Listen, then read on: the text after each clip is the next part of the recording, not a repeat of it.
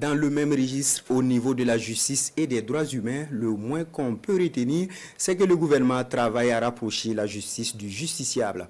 Le point est fait par les acteurs lors du cadre sectoriel de dialogue tenu hier à Ouagadougou. Ensemble, ils se fixent des objectifs prioritaires pour 2025. Le compte rendu de Siedi Larienne et Tanga Kafando. Le chemin parcouru en 2024 dans le secteur de la justice et des droits humains passé en revue par les acteurs à ce cadre sectoriel de dialogue. Plusieurs innovations allant dans le sens de rapprocher la justice du justiciable et pour promouvoir le respect des droits humains, c'est ce qui se dégage du bilan fait à cette cérémonie. Vous avez en premier lieu la réduction du taux d'accès à la justice qui était depuis 2022 près de 106 km, on a réduit véritablement à 60 km à travers l'ouverture de 4 TGI.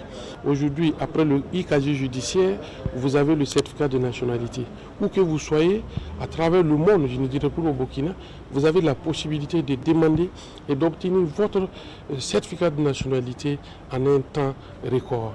Beaucoup de dossiers, aussi bien de crimes de sang, des crimes économiques, qui ont été jugés au niveau de la justice. Et cela répond véritablement aux attentes des populations qui veulent voir de plus en plus l'impunité diminuer. Et bien entendu, nous avons souligné la résolution des conflits communautaires, près de 264 conflits communautaires, la formation des VDP en droit humain et en droit international humanitaire, à un taux d'exécution physique de 88%, qui est en nette progression par rapport à l'année dernière qui était de 84%.